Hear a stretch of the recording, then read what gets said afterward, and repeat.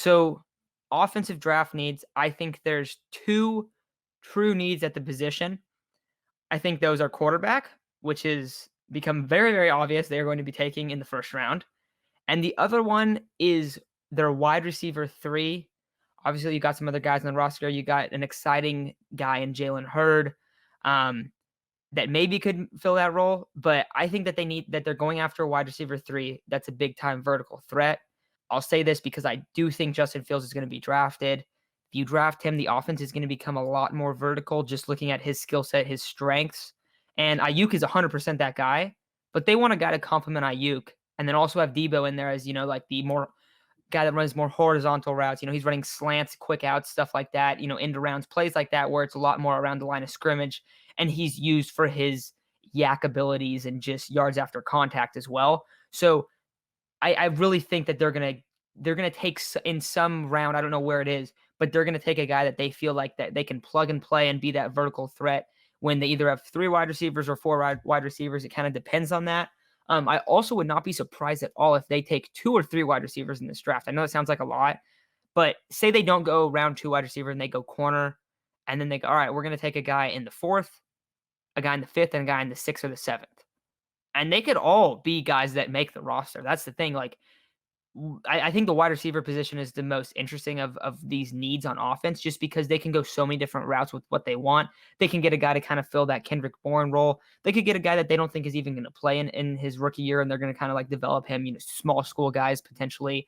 But I do think that the one thing that they really have to get is a vertical threat at wide receiver. What else are you kind of thinking for these offensive needs? Because I have a couple other like secondary needs, but those are my two, I guess, glaring needs that I think they have.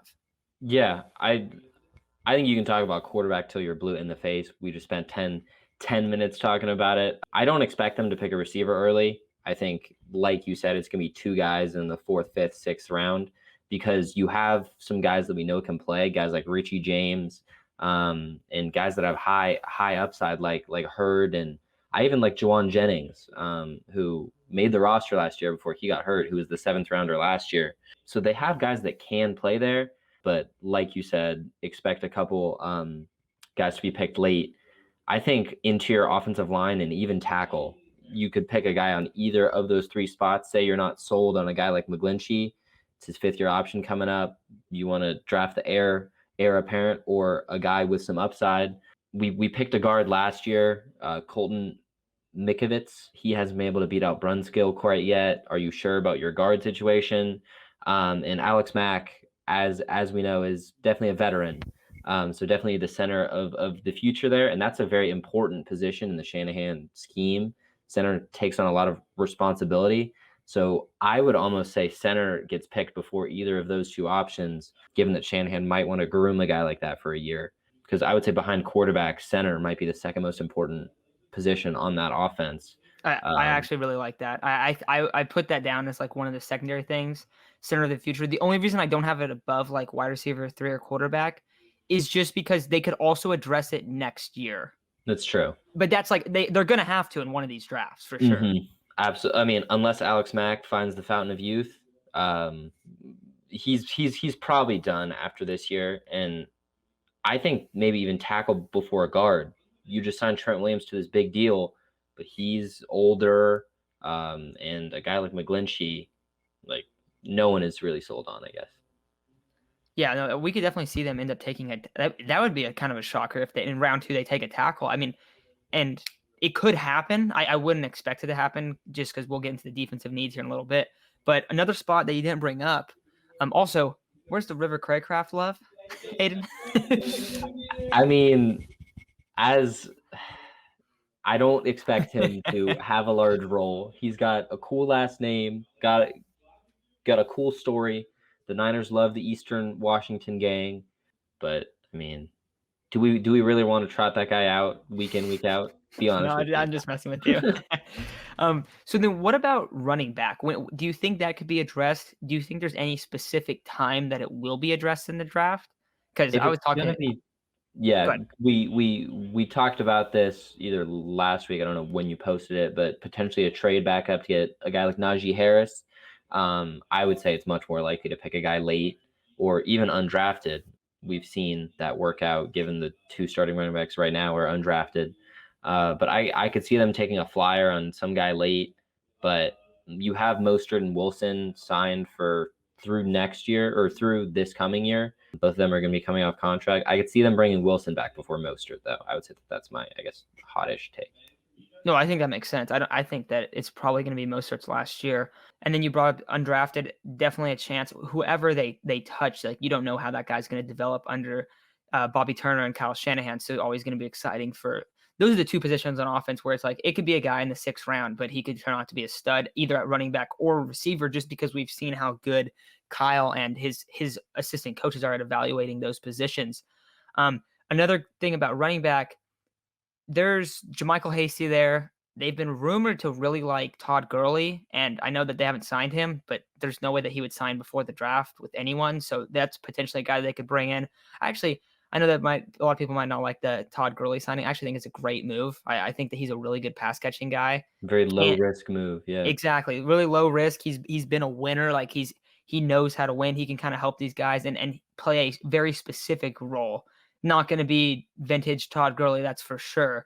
And nobody should expect that or think that's what like the mindset is in that move because he's not going to be the starter, but he could be a role player that gets 10 touches a game and have a lot of those be on third down because he's still an excellent pass catcher. I don't think people realize that, but still a really good football player. It's just the knees are kind of wearing down.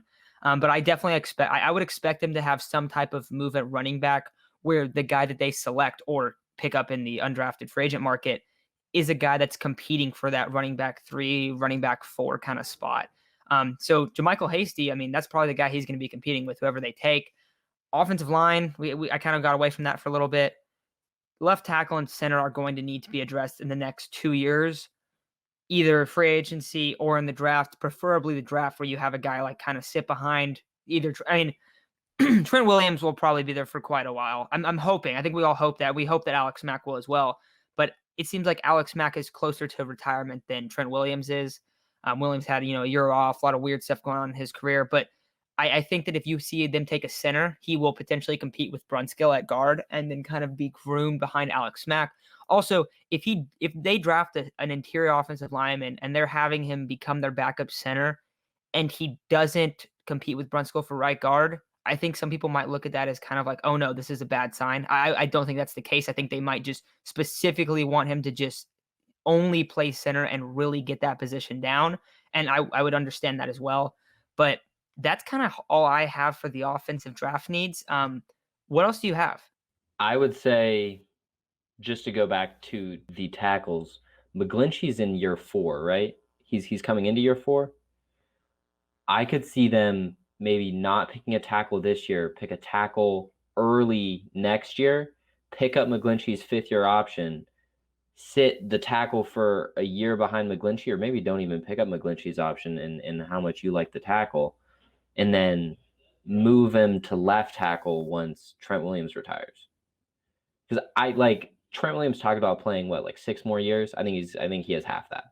I think he has 3 years left. I think we could count on 3 years of Trent Williams because we have an out, I think, after 3 years. I was going to say, I think that's kind of how the contract is structured as So well. I think we're done with Trent Williams after 3 years, and that puts both of your tackles on the clock because McGlinchey's on the clock now, and you don't have a guy like Trent Williams locked up for 10 years, I guess, the way that the Texans do with Laramie Tunsil or something like that. So I think that coming into next year is going to be like a pressing need. But right now, I think we're fine. Yeah, so that's going to do it for the offensive draft needs for the 49ers. And if you guys think we missed out on something or think we have something on here that you don't feel is a need, make sure to let us know. And also, if you have a guy on the roster that you think is like, hey, this guy's going to fill this role, I'd love to hear about that guy too. Because, I mean, ideally, you have guys on the roster that are able to fill these roles that we view as needs, which I'm always happy about. But that's going to do it for offensive needs.